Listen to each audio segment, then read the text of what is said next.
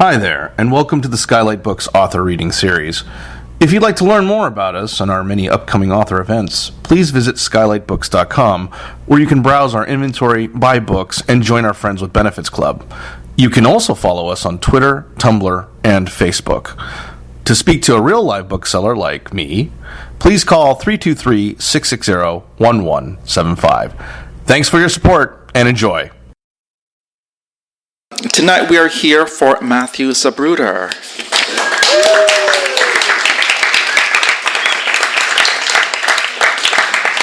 First of all, that's an awesome picture, people. Get the book so you can own a picture of Matthew Zapruder. It's an awesome picture. He's the author of 4 collections of poetry. His poetry, essays, and translations have appeared in publications including The New Yorker, Paris Review, Tin House, and The Believer. An associate professor in the St. Mary's College of California MFA program and English department. He is also editor-at-large at Wave Books, and from 2016 to 2017 was the editor of the poetry page of the New York Times Magazine. He lives in Oakland, California, with his wife and son.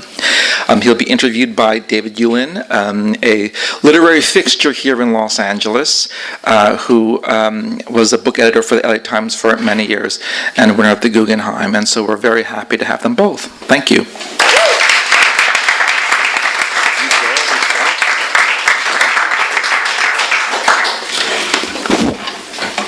All right. Hi.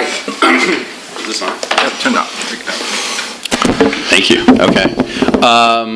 So Matthew is going to read for a little bit, and then we will chat for a little bit, and then we will expect you all to chat for a little bit with Matthew, and then he'll sign books.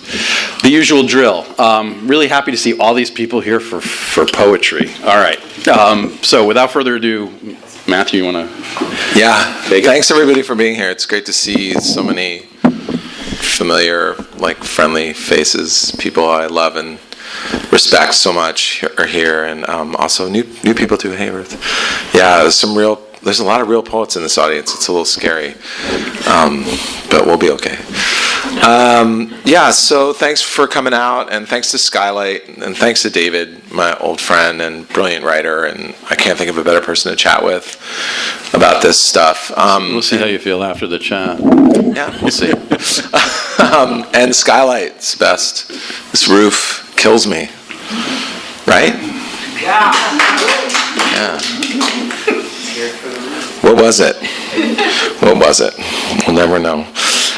So anyway, this is a book that I started writing or thinking about writing a long time ago, and some people in this room have heard me talk about it a lot along the way, and it kind of came out of a desire to really engage with the questions people have about poetry, at any level. And I think a lot of it comes down to a question of why poets do what they do, what drives them to search for what they're searching for in their poems.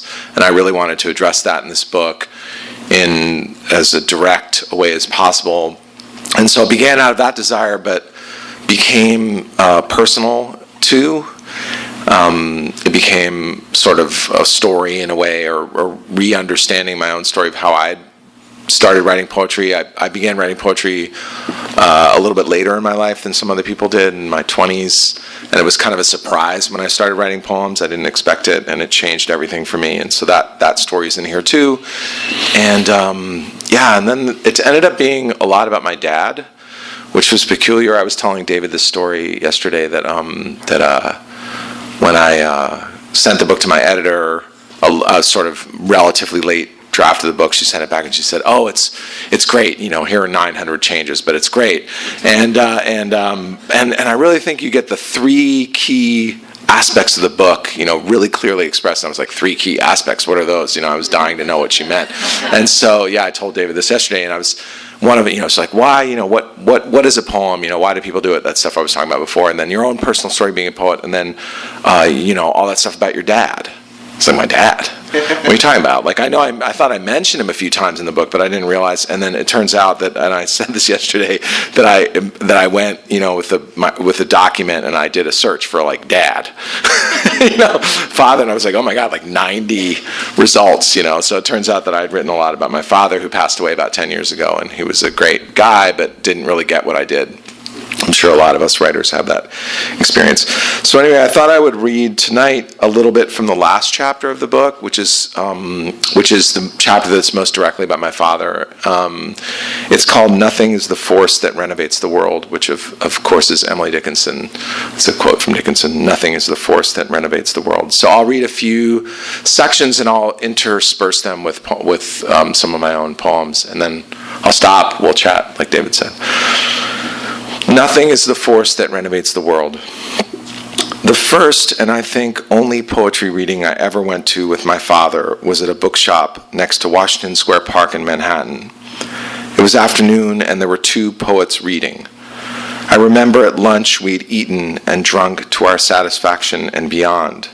So as soon as the first poet began, my father almost immediately fell asleep in his chair, leaning back his head, quietly snoring. I did not wake him. The second poet began. His voice was much quieter than the first, and the whole room seemed to focus down into it. My father's eyes opened. His head snapped a bit alarmingly forward, and he stared at the poet the entire time while he read. Afterward, my father came up to me among the shelves and said, "I loved that, even though I didn't understand it." He repeated that sentence over and over, confused and distressed. I didn't know what to say. A part of me wishes I had found a way just to ask him what the poems made him think of, what they brought up in his mind. I would have loved to hear it. It would have been such a different way of getting to know my father, impossible now. In the end, though, I know it was good for this experience to remain private. It could never have been truly translated or explained. To emerge from sleep, to hear the poems, and follow and join them with a gradually waking mind, to understand them and even love them in a way that comes from language, but is beyond the ability of language to describe. This may very well have been a nearly perfect experience to have with poetry, especially for someone inclined to be skeptical of it. Despite its ordinary resistance to poetry, my father's sleepy, drifting attention slipped easily into the associating movement of the mind of that second reader, the great Slovenian poet Tomáš Šalamun, and then continued in its own private directions. I have found that the poems which have meant the most to me, to which I return again and again, retain a central unsayability, a place where the drama of truly looking for something essential that can never quite be reached is expressed. Somewhere in the poem, or at its end, knowingness stops. You can feel the intelligence in the poem truly exploring, clambering along the words and down the page, and also that intelligence stopping at what cannot be known. Those moments where a limit is reached can often be the greatest and most honest in poetry. They can come first as a surprise, then immediately afterward feel inevitable, at least for a little while. Once in a lecture, I heard the poet Ralph Angel. Isn't that a great name for a poet, by the way? Ralph Angel.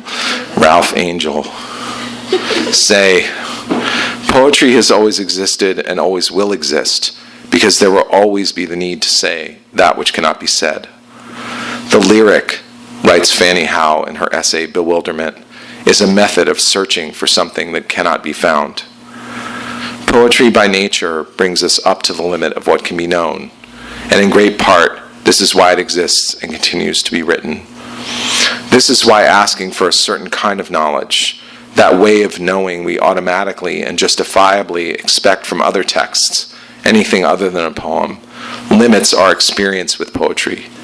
If we imagine a poem as something to be answered or solved, we will most likely find ways to do so. But I think we would be better off to think of understanding in a poem as an ongoing process of attention. Simone Weil writes that attention is the purest form of generosity. A generous, open, genuinely focused attention moves us through the poem, just as it moves us through an experience, through a friendship, through anything else that means and keeps on meaning. If a poem is really good, you can't really say what it's about, that is, what its central message is, any more than you can do so for a painting or a piece of music or a person or a mountain. In response to a question after a lecture at New York University about how to understand poetry and what it means, the poet Joshua Beckman said the following: "If you imagine the poem is a question to be answered, once you've answered the question, you move on." The quality of a great poem might very well be not only the impossibility, but the undesirability of feeling as if it can ever be completely understood, that the experience of reading it could ever be finished. A poem is like a person. The more you know someone, the more you realize there's always something more to know and understand. A final understanding could probably only begin upon permanent separation or death. This is why we come back to certain poems, as we do to places or people, to experience and re-experience, to see ourselves for who we truly are, and to continue to be changed.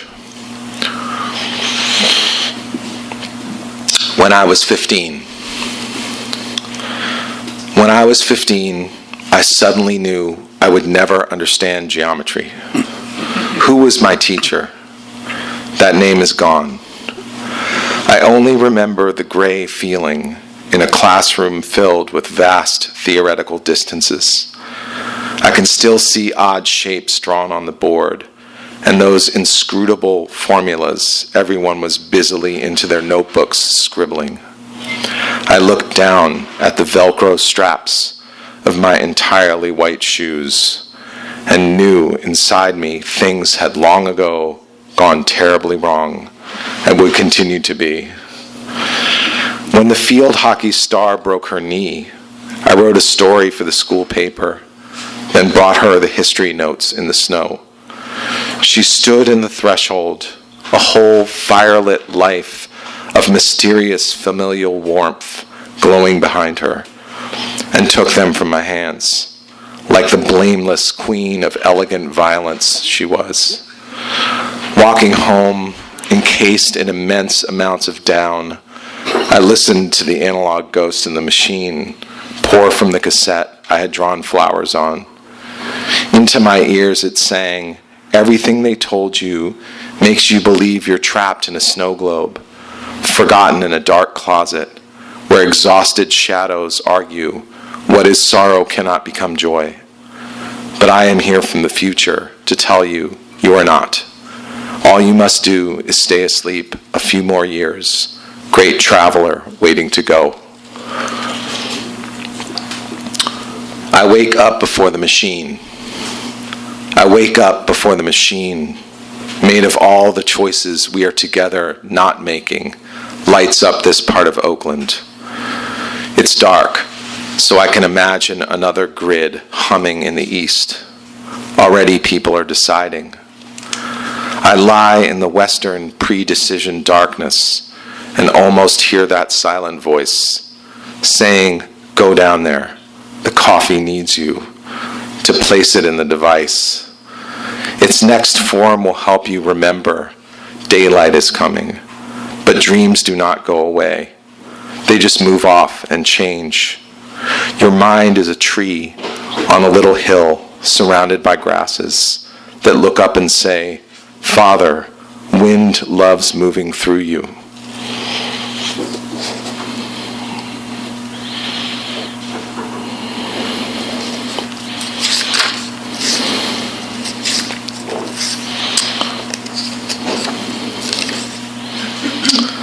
The night my father died, my mother, brother, sister, and I had sat all day with him in a surreal vigil in the back room of our house. Though he had been mostly unconscious for days, we talked to him and to each other, and many hours somehow passed while he labored on. The hospice people had told us that at some point the four of us would have to leave because he would not die when we were in the room. This seemed impossible. He was so far gone, how could he know? Yet finally, in the very early hours of the next day, without really discussing it, we left him alone with the nurse and went into another part of the house. Just a few minutes later, she came rushing into where we were and told us we should come back. He was going. By the time we got in, we were just in time to hear one last breath, maybe a final cough, or just the already abandoned body letting go of one last posthumous exhalation.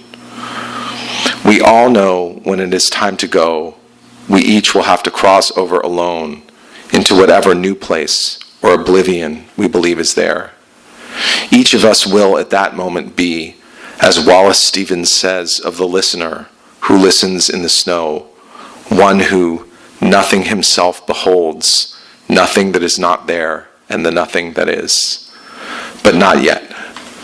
For the time being, may it be a long time, we can be together in various ways. My favorite poem of all is one of the very last, written by the lawyer, Stevens, final soliloquy of the interior paramour. I believe this interior paramour has a hidden desire to be together with others, to somehow share with other people the very private act of imagining. In the poem, the scene is a group of people in the evening. A presence is felt, powerful and benevolent, as together they create a kind of secular holy space dedicated to the imagination.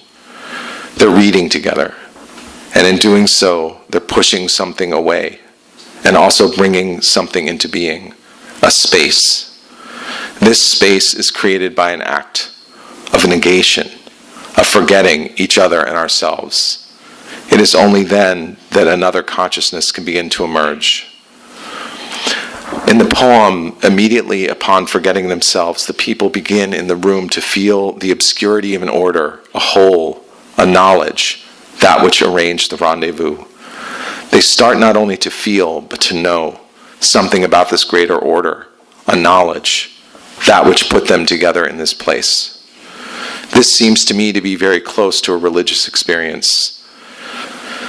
When people ask me if I'm a religious person, I say no, because I don't go to houses of worship. But because of poetry, I silently think yes. This knowledge, as Stevens says, has a vital boundary in the mind. The mind is where the poem happens. In ordinary usage, the word vital most often is a synonym for important or essential, but its origin is the Latin word for life, vita. This moment of feeling the world imagined is intimately connected with the basic fact of being alive, and it is connected with the feeling of a boundary, beyond which there is that old nothingness. The last lines of the poem remind me of the comfort I've felt in small gatherings, in difficult moments, and as well of certain times when I've been in the audience listening to poetry and have in the faces of my fellow strangers noticed and myself felt a kind of relaxed, wistful, dreamy attention, not necessarily even toward a particular poem, but toward possibility. In this paradoxically collective yet also private space, something extraordinary can happen. These are the last lines of Stevens' poem.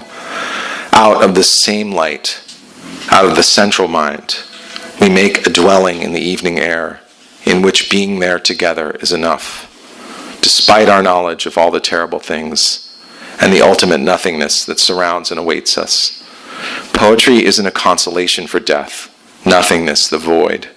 It's possible poetry only sharpens that painful knowledge, but being there together, alone and with others, in a place of great, generous attention, is and is not enough, we say, grateful for the light, aware of the dark.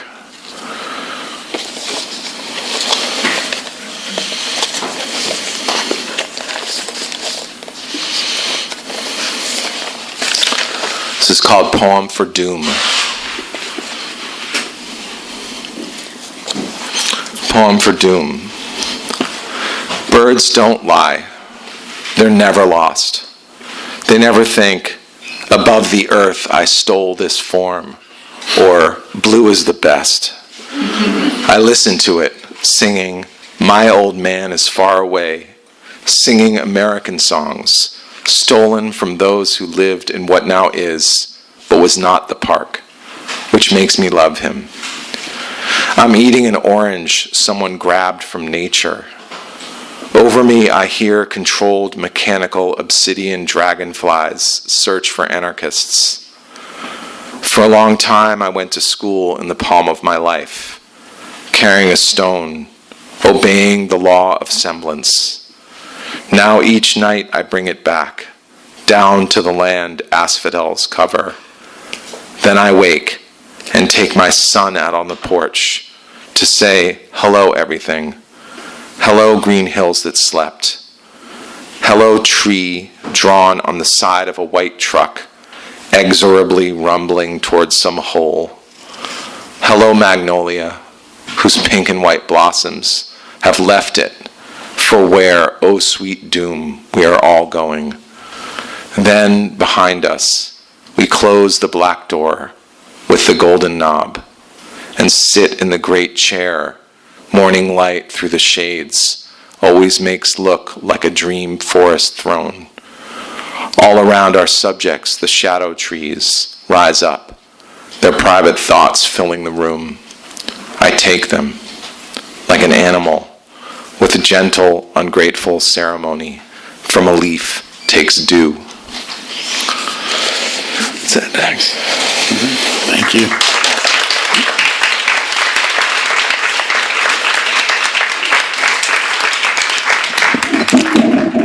Oops. All right. Let's start with the genesis of the book. Let's start with a relatively easy, or maybe not, question. You'd been thinking about this book and working on this book for a long time.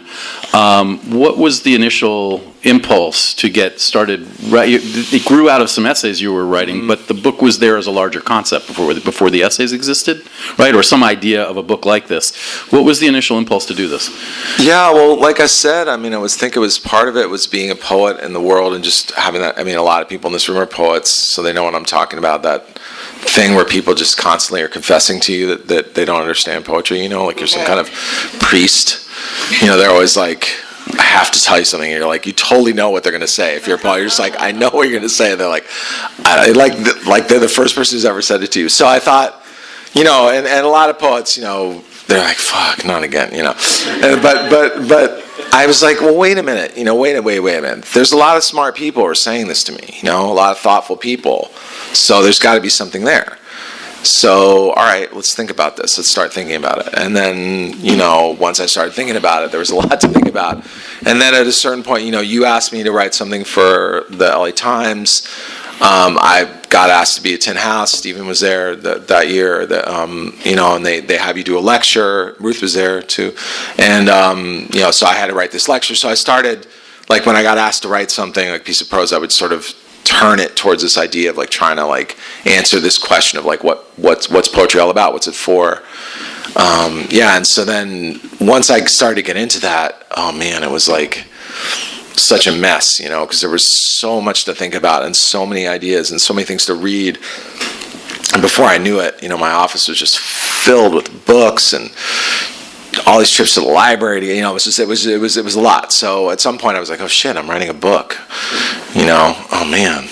I swore I'd never do that. You prose writers, I got in that mess that you all are in all the time. So then I was in it, and then I'm just one of those people. Once I'm in it, it's like I got to finish it, or I'll, feel real bad about myself. So right, I'm one of those people. I got to finish it so I can feel real bad about myself. It's not going to help. But let's talk about there's a relationship here, obviously. It's prose about poetry, but in some way, I think the book is trying to occupy a similar kind of suspended space to the suspended space you're talking about poems occupying. I wonder if, in the first place, I know you touched on it a little bit in that description of your father and you going to the reading. If you can talk a little bit about that kind of suspended space you see a poem sitting in. It's an experience, right? We read it. Right. The act of reading it is an experience. The experience is the key element, and then part two, I'd love to see you kind of talk about that in relation to the ideas you're exploring in the prose. Okay. So I was wary about writing about poetry. It's very, it's kind of a weird thing to do. And it took me a long time to realize that I think what I'm really doing is I'm sort of clearing away some things that there's a lot of ideas that people have about poetry, very, very intelligent people, artistic people, have about poetry that is just, that you hear them say that, and if you're a poet, you realize, oh, if you think that, you're never going to like any poetry because it's just... Can you talk about some of those misconceptions? That the words in poems don't mean what they say, right. That everything in a poem is a symbol, that it's coded language, that it's, that it's kind of this riddle, and the job of a reader of poetry is kind of figure out what the big idea is at the heart of it, and the big idea is usually something pretty stupid, like death is sad, and so that's like, I mean, death is sad, but but we don't think we need poems to tell us that, right? But so I realized that you'd start talking to people and they have these ideas and they learned them in school or somewhere, and so I thought, okay, the first thing is we got to talk about this stuff and kind of deal with that. And so the first part of the book, a lot of it is about reading literally and getting into language and what happens when you really take language, the words in poems for what they really are saying. It's amazing things start to happen immediately, all kinds of interesting, exciting things. Yeah, and then other things, about what poems can do that other types of writing don't do, or at least don't take as their primary task. I mean, I think that, all the things I talk about that poems do, other types of writing do, but they do sort of maybe along the way or as part of what they're doing. But poems, there's certain things that poems prioritize. Mm-hmm. That is, because they reject, or not reject, but they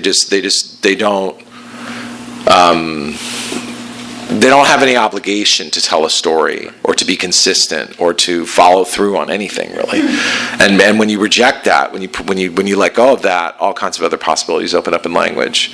And that's another thing that takes some time to talk through and show. It doesn't mean that poems are meaningless, but it just means that they're free in a certain kind of way that opens up a lot of possibilities. It also cuts off some interesting possibilities, that we need, for storytelling or other things that poems aren't really that good at for the most part, Right, but that's but that's not the purpose of the poem, right? That's what you're. I mean, I don't. If we can even say that there is a purpose to a poem, or poems aren't. I mean, they can be narrative, but there's no, as you say, there's no obligation for them to be narrative. I mean, Richard Hugo, the poet Richard Hugo, who wrote this great book, The Triggering Town, he has this great line in it where he says, "The imagination is a cynic." And I think the cynical aspect of imagination, this sort of just the almost like magpie aspect. Magpie? I don't know. I've just made that up. Isn't that a bird that likes pretty things or something? I don't know what the fuck I'm talking about. Yeah, it's like birds and trees. I have no idea. I can like blindness, but that's a tree. Yeah, no, I know it's a tree. I cannot tell you what kind it is. But it's a bookstore tree. But poets are kind of like dumb.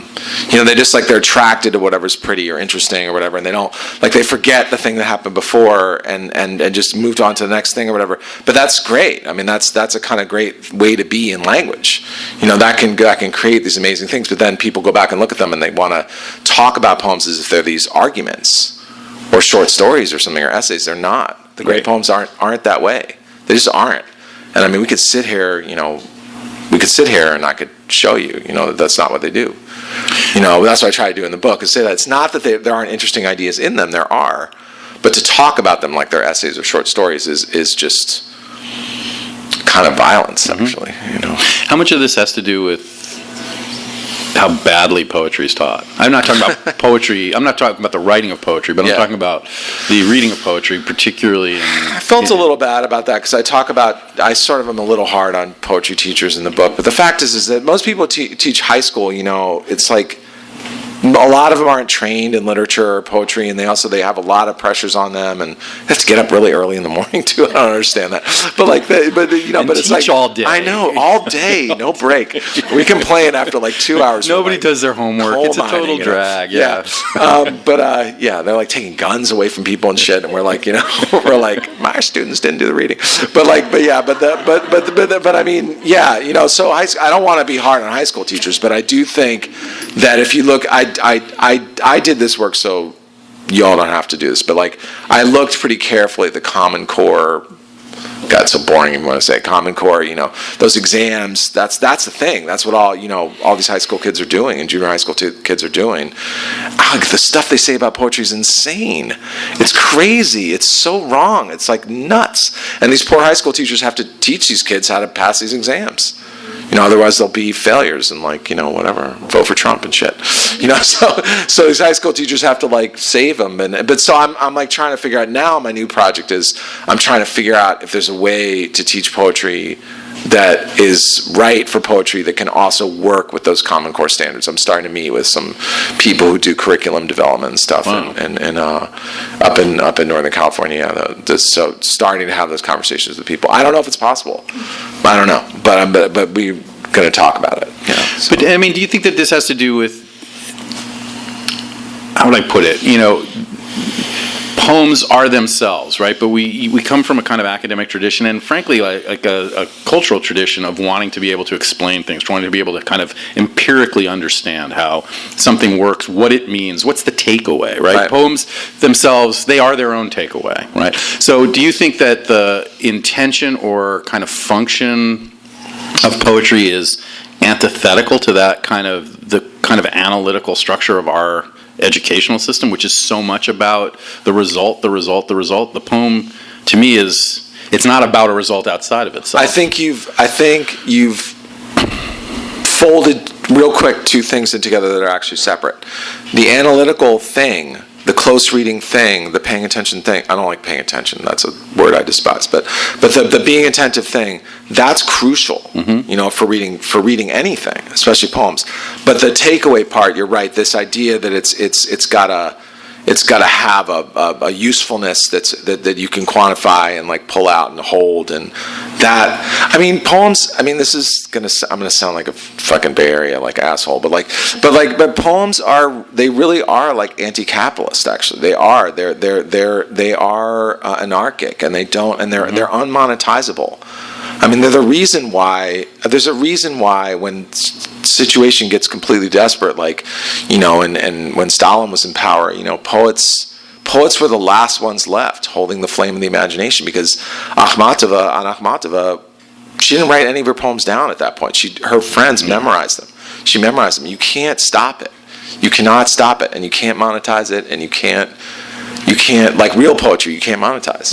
It doesn't have a use in that way, and that's tough. It's a tough thing to talk about and explain and describe. And so, but I think they're super useful, but just not in that same way. And I think it is a little bit of a threat, actually, to our usual ways of thinking about usefulness. No, that makes sense. Were you concerned at all the book is like a non-proselytizing bit of proselytizing, right? I mean, you're at the pulpit for poetry. I'm curious about the kind of balance there too. This is kind of going back to where I was asking you at the beginning, but the idea that you are arguing a point in the book, and one of the points you're arguing is that poems don't necessarily, as I said, poems are their own point. Do you think were you concerned about keeping the poem distinct from the discussion of poetry? Yeah, my God. I mean, there were a lot of times writing the book when I thought all this words about poetry, it's horrible. I should just give people poems, I should not say anything. Yeah, I had that impulse a lot, but like I said, I came back to this idea that I do think that clearing out some stuff is helpful, really helpful, especially for people who are maybe not quite as comfortable around poetry or whatever. And then there are interesting things you can say about poems without wrecking them. And so my job was to just do that. And I tried really hard, and sometimes I would overwrite, or I'd write too much into a poem, or I just would fall apart, and I had to make sure, that I didn't, like as Wordsworth says, murder to dissect.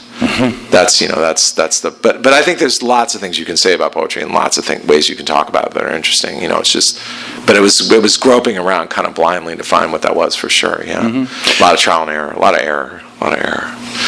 Yeah. No, I'm curious. Now, you were saying yesterday that the book required more of a plan, right? Poems, or when you sit down to write a poem, you have an idea what you're doing, but you're sort of discussing, you're communicating with the poem, right? The poem is asserting itself. That to write a book of prose, you felt it needed more of a kind of programmatic approach, right? Oh yeah, you needed to have a sense of where it was going, so completely it didn't just unsuited kind of to that. I mean, my mind doesn't work that way. It's not how I think. I don't. It was horrible. It's like I also have to sit there and work. It's grindy. Writing prose is grindy. I don't know, like, how you do it. It's like I'm not kidding. I'm not trying to be funny. It's like I just was like, after a couple hours, it's like, is this ever going to be over? Now it's like next day and the next day and the next day. It's like, shit, man. It's like being in jail. Poetry's awesome. You're like, I'm going to get a cup of coffee and look at that bird over there. She's, it's like, it's good to be that way when you're writing poems. It's supposed to have that mind, that open window mind, but prose, you got to like, okay, I said this. It's like, now I got to say that, and I got to say the next thing. I got to say the next thing, and I explain that. What about this other thing? My God, it was years of that shit. Right. And it was cool because I was thinking through things, and there was a part of me that was like, oh, this is sort of satisfying, and then, it was, oof. Yeah, I mean, never again. Not doing it again. And the funny thing about it all was that it proved my point. The process, to me personally, I'm just talking about to me personally, not to you all, but to me personally, it proved what I was saying. People write poems in prose for different reasons. I just understood that in a visceral way that was only an intellectual way after I wrote this book, because I was like, man, this is not writing poetry. I was desperate to get back to writing poems. And those poems I read were all poems that I've written since this book, and I don't know if you can hear it, but I'm so relieved in those poems to be just like, la, la, loo, like, what's next? Okay, over here. And then I'm just going to, as soon as it's really beautiful, I'm going to end it. I'm like, like, I don't care. I'm done. I'm going to, right. yeah. Were you writing poems while you were writing the book at all? A little bit. I got in, a little bit, but but it was tough because I also had a young baby at the time, so it was. I didn't have the baby. My wife had the baby, but like I had to hold the baby sometimes. But it was like, baby was living in your house. Baby was living in my house. Messed up. It's like, was the baby in my house? But like, that's. But I had to do that thing. So there was that, and then writing the prose and teaching and doing all this other editing stuff. So there was a lot going on. I wrote some poems, but I missed it. Oh my God, I missed it so much, And so I was so glad to be done with this. It was such a relief, and then I could write poems again. I could write stuff nobody reads anymore. It was great. Right. All right, so here's a question. So you have, you're talking about poetry in the broad sense. The book comes out. You've had a lot of positive reaction. You've had some pushback in terms of, poetry world is not a uniform monolith, right? It's multiple people with different points of view and different perspectives. Lord of the Flies, really big. Lord of the Flies, right? The stakes are, what is it? The fights are more vicious because the stakes are so low. That's what they say. But that's what they say. So I'm curious about about some of the guy. There's no, whatever. I stole that from somebody, but I'm curious about the sense of the kind of pushback. I mean, one of the things which is total bullshit, but there was some the question of whether you're making an argument that poems need to be simple and easy to understand. Clearly, you're not. But that kind of, let's call it a misreading of your argument. I'm giving you a chance. Giving you a chance to respond. Oh, in front of a sympathetic audience. Yeah, I mean, it didn't surprise me. I think there's some poets who are just pissed off that they're not the ones who, like they wanted to be the ones to say something, but they didn't put all the work into it. So they were mad that I said it. And I also think we're living in a time when, I think in our literary, I mean, this would be interesting to talk about a little bit, but like in the literary world, so when I was writing this book, one of the things I did is I read a lot of writings about poetry, and many of the best writings about poetry were written by poets. I mean, Shelley or Lorca or Stevens or Hadrian Rich or Marina Tsvetaeva. I mean, you could just go down the list of people. Faust, and they speak with a lot of conviction and authority in a way, which seemed to be okay. But now it seems like talking that way just pisses people off. Just basically, like their first reaction is to think, where do you get off? Saying this, but it's hard to say anything interesting if you don't say it with conviction. And it doesn't mean just because I'm saying something with conviction doesn't mean that I can't accept a different point of view or that I think I know everything. It's just, it's just impassioned, I guess, maybe you could say, or like interested. And so I think that just that mode is unfamiliar to people right now, especially when it comes to talking about poetry. And so some people just reacted like assuming that I was saying that everything I was saying was true and what everybody else was false, but I wasn't saying that. And so I really wanted to open up a conversation. But whatever. I don't give a fuck what other people's. I mean, especially other poets. I mean, come on. It's like I didn't write this for poets. Forgive me. I wrote it for, I wrote it for a bigger audience than that. I want to talk to people who don't necessarily feel good about poetry or don't necessarily feel like they understand it. I'd be happy if poets liked it and were interested in it. That would make me very pleased. But I didn't write it for that. This is not a scholarly book or book. Right. I didn't do that. Why would I do that? Although it is a book of criticism in certain ways. Yeah. I mean, I get interested in stuff. But I'm saying I didn't. That's not why. I wanted to write it for that person who you meet at a dinner party, you sit down next to on the plane, who's interesting, but they just like don't. There's like, what are you talking about? You write poems? What do you mean? And right, like, how do you do that? Right. That's what my job was to try, or that's the job I gave myself to try to do that. That was interesting to me. That was more interesting to me than talking to other poets. I'm sorry to the poets in this audience. So there is that proselytizing element, right, or that polemical element, but it is also an aesthetic statement. I mean, obviously, you're writing from your own point of view, your own perspective. The poems you're pulling out as examples are poems. Yeah, I mean, my argument is you're going to die without it. That was my argument. It's like if you don't have poetry, you're going to die. You're going to wither and die. Right. Like that was basically my argument. It's like you don't know it, but you're dead. That was the book or you're proposal, dying. right? Yeah. No, but I mean seriously, it's like that great quote from Williams. Men have died for right. lack It's of what is found there. It is difficult to get the news from poetry, but men die every day for lack of what is found there. That's in his great long poem, Asphodel, that greeny flower.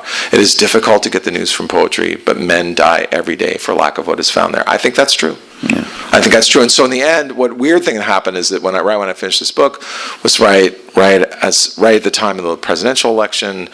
It was all messed up. It was like everybody. But I thought that I had this instinct that like maybe the thinking of poetry is the kind of thinking, it's that sort of thinking that's going to save us. Mm-hmm. And I know that's an absurd idea. Believe me, I understand how absurd that sounds coming out of my mouth. I'm not, an idiot. But I also kind of think it might be true because we tried everything else.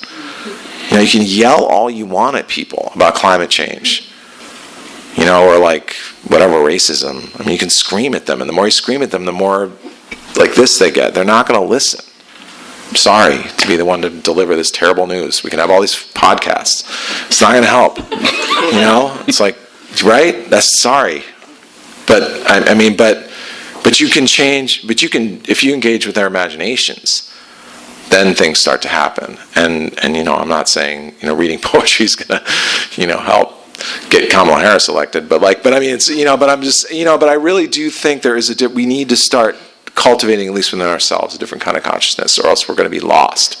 We at least have to do it in ourselves. Right. And that became the sort of, the end of this book became a lot about that. And again, I don't know if you have it with you because I might ask you to read it, but you've been, you write poems that are also social or political. You were talking yesterday about the Paul Ryan poem, which Tin House published, which actually kind of enacts exactly what you're talking about, right? It starts as a sort of critique or even attack on Ryan, and then it kind of works its way around. Do you have it? Do you want to? Did you bring it? I think I brought it. I've had it down. Yeah. I was this poem. Well, it's going to be quite anticlimactic if I don't have it. But the poem is. So I'm saying all this stuff, and then I have it. Hi there, and welcome to the Skylight Books author reading series. If you'd like to learn more about us and our many upcoming author events, please visit skylightbooks.com, where you can browse our inventory, buy books, and join our Friends with Benefits Club. You can also follow us on Twitter, Tumblr, and Facebook. To speak to a real live bookseller like me, please call 323-660-1175. Thanks for your support, and enjoy. Yeah, I mean, of course I'm really angry. And I don't ordinarily associate anger with making poetry. It's just not, for me personally, that's not something that I connect. As some people, they do. But then I was like, oh wait, but I'm eliminating a part of myself that could connect with the poetic act. So what if I just let myself get really angry? And I started thinking about, who's the worst of this collection of like demons, these monsters who are now somehow got control of the levers of power. And I immediately ruled out some of them, like Donald Trump. He doesn't count because he's like not even a person. So like he can't be the worst. He's just so awful. I started going down the list or whatever, and then I personally, it seemed obvious to me who the worst one was, which was Paul Ryan, the oiliest, just wormiest, like little shit ball, like I hate that guy more than I hate the other ones for some reason. So anyway, so I just sort of let myself go into that space of being really angry. So I'll read this poem, and then maybe we can have a few questions. I don't want to keep people sitting here for a million years, but like maybe, is that okay? So I'll read this, and then we can talk a little bit. Okay, so this poem's called Paul Ryan. Trigger warning. It's called Paul Ryan. Paul Ryan. Paul Ryan, your name so perfectly combines New Testament righteous purity with American white immigrant self-pity. It must have been invented in some brushed metallic building, the exact color of despair. You could walk right past and never see. Where sad ghosts think all day about the most efficient way to eat light. They know we need it. It could be used to power every black box, every machine.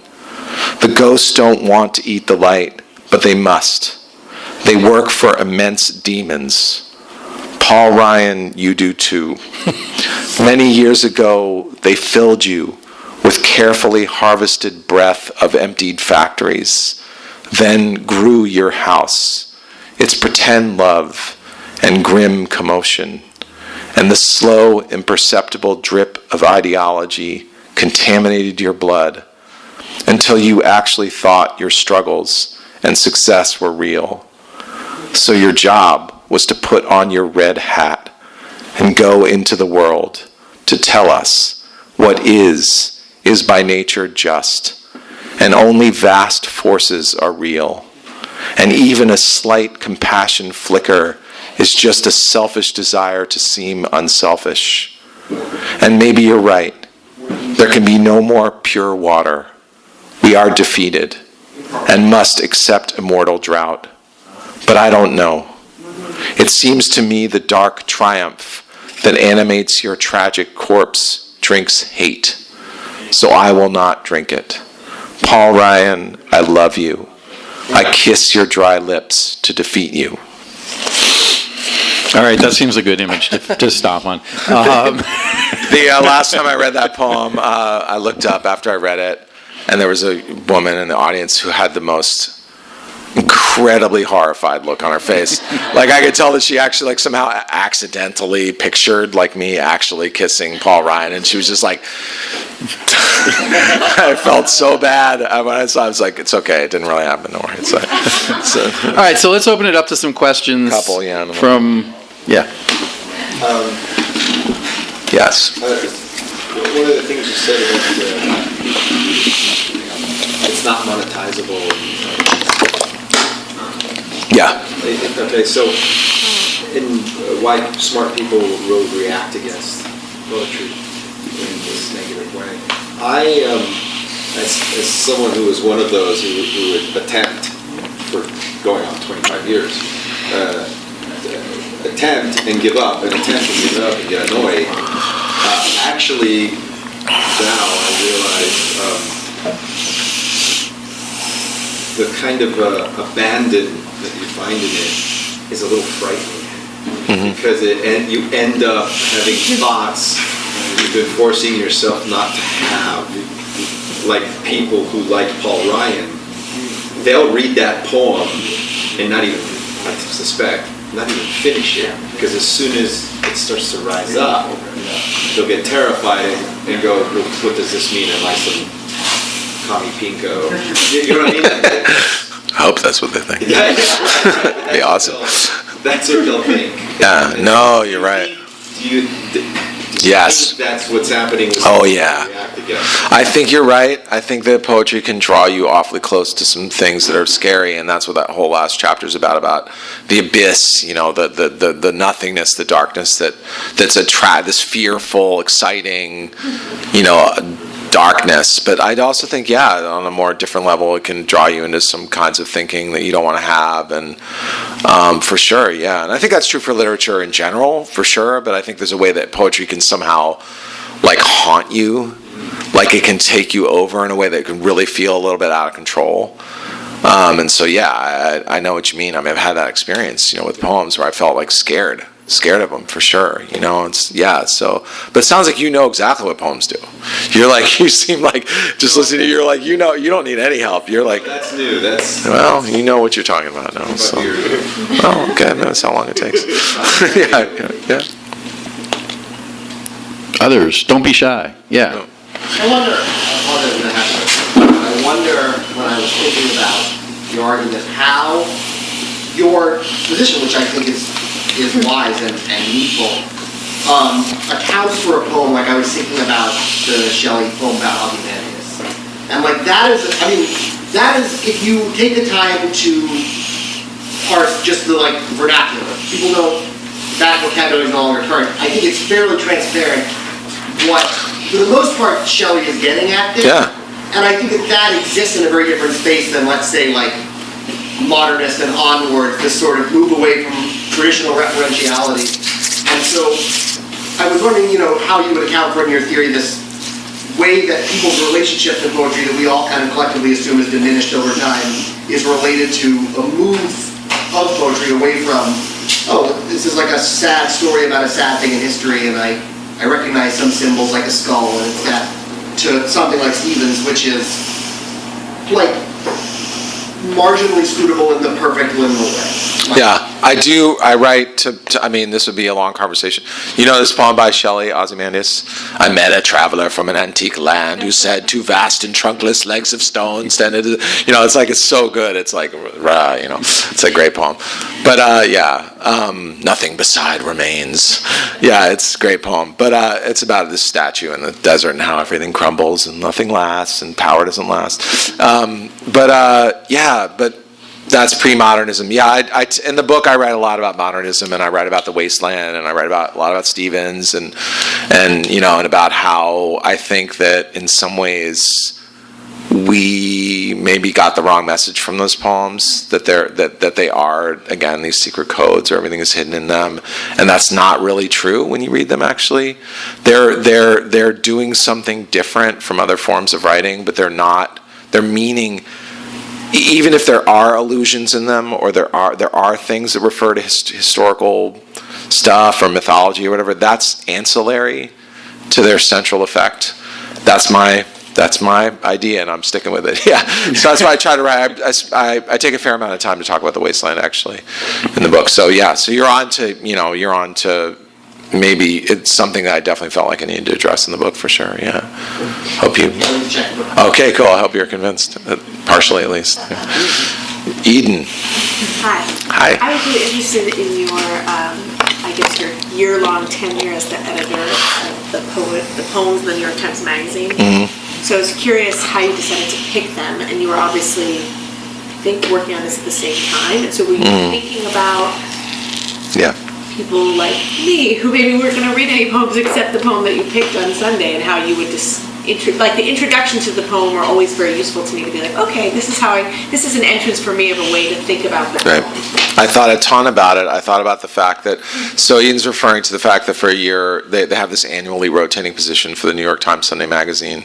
The New York Times is a small newspaper that comes out of New York, but it's some of you might have been familiar with it. Yeah, they have a website, but they have a magazine, a glossy magazine, and in it they have a poem each week, and each year they have an annually rotating position that a poet selects a poem each week, and the first poet was Natasha Trethewey, poet laureate Natasha Trethewey, and then I did it for a year, and now Terrence Hayes is doing it, and so they change every year. He's been good too. He's good. Yeah, he's not as good as me, but he's good. No, no, he's great. I'm just kidding.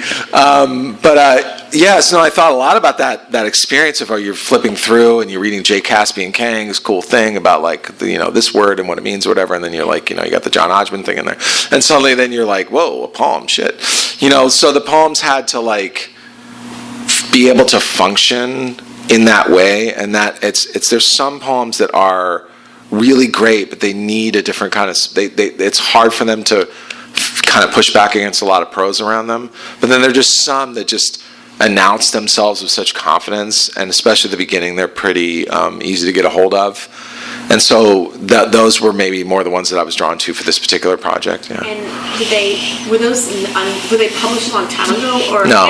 They were all from books of poetry that have been recently published or forthcoming. It was within kind of a year or forthcoming. So I had like stacks and stacks of books in my office. Yeah, everybody sent me their books, and it was kind of great. I mean, I read a lot of contemporary American poetry, which I don't usually do, but I read like everything. So this year, I'm like, if somebody brings up a book, I'm like, oh yeah, I read that. It's kind of exciting, but that'll never happen again. But yeah. So. But this brings up an interesting question of context, right? Because there are certain poems that are better suited for reading, certain poems that don't go over well at reading, certain poems that work really well in a magazine like that, where they're framed not by poetry but by other things. So I wonder, I mean, do you have any additional thoughts on kind of the sort of the context of the poem and how the context of the poem can affect the meaning of the poem or our experience of the meaning of the poem? Well, how the context? I mean the context within the poem, but the context of the presentation of the poem. Yeah, no, I think what you're saying is right. I just think there's a lot of great poems and really interesting poems that maybe function better in a book. Mm-hmm. And they need to be they're the eighth poem in a book, and so they're amazing. But if you ever just pulled them out and just gave them to somebody, they wouldn't. It would be tough for someone to get the idea, and that's fine. There's nothing wrong with that. But I was sort of in this particular case was looking for a certain kind of thing. But yeah, I mean, I think also I guess I should just say that one thing I always wish I could say is that poems are weird because their whole function is to make you drift and dream. I mean, that's they activate that machine we all have in our heads that starts us associating and thinking about other things or whatever. And sometimes I hear people feel bad, especially poetry readings. They're like, I wasn't paying attention the whole time. I didn't get. And sometimes I think the better the poem, the more likely it is to make you stop paying attention to it. Actually, especially to reading. That's why books of poetry are great, because you can always go back and read them again. It's like not your only chance. We're not in it's not Homer. It's not like your only chance to hear it. But I just sort of, I always kind of feel like I wish people felt okay about that.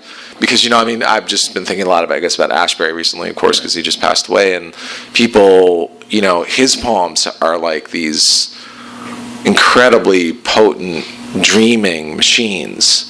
You just start getting in them, and your consciousness completely changes. That's what they're for. Mm-hmm. And so people feel kind of bad. They're like, I didn't get the point of it, or I lost focus halfway through. It's like, good. That's it did what it was supposed to do. It's got you into your own dreaming space. And maybe you didn't finish the poem. Okay, it's fine. Whatever. Nobody died. So maybe one or two more. Yeah. Yeah, one or two more.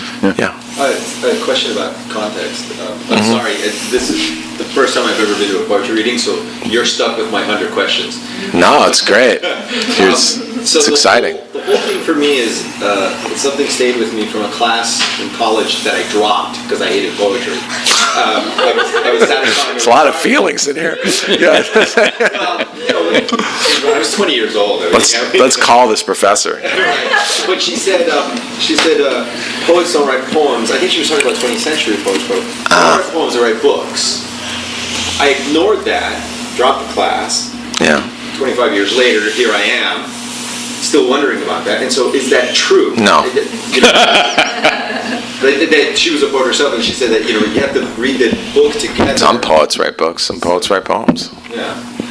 So you don't need the context. It doesn't do anything. I don't know. I mean, it just depends on the book. I mean, we could, it's like, I mean, I like poems personally. I'm more, but some people like whole book things and book length things. They're really into that. That's not. I mean, I like poems. I like that vibe you get from okay, we're sitting here and we're like, what's gonna happen now? I'm like, I read that one poem and you guys are like, what? Or like, leaning in, leaning out, or whatever. And then it's over. Like, I like that thing. I'm into that. I'm addicted to that. So I'm not writing books of poems. That's not what I do. But I'm not saying if somebody did that, whatever. It's a big world. But I'm saying, I think that this is an ancient art of and it kind of we're sort of like entertainers, to be honest. I mean, we're performers. If I don't make you all feel like you need to be hanging on everything I'm saying, that's kind of on me. And I got to do that. And it's not about, and I got to do that with the ancient art of poetry. I got to do that with the things that poetry does. I can't do it with ideas. I can't do it with telling a story. I can't tell a story, amazing storyteller. I'm looking at these amazing storytellers right here who would hook me in. They'd start writing their things. That's how you all do it. But I can't do that. That doesn't belong to me. I have to do something else. And that's my art. That's my ancient art. That's from the beginning of the time that people started using words. And that's what I'm trying to talk about in this book. And either I do it or I don't. So that's. And you all know, those of you who've been to poetry readings, you've been to bad readings. I mean, what can you say? And I've given bad readings, and I know what it's like to be on the other end of it too. So. That seems like an excellent place to stop, don't you think? Right, that is a good place to stop. Thanks a lot. Right. Thank you, Matthew Zapruder. Thank you all for coming.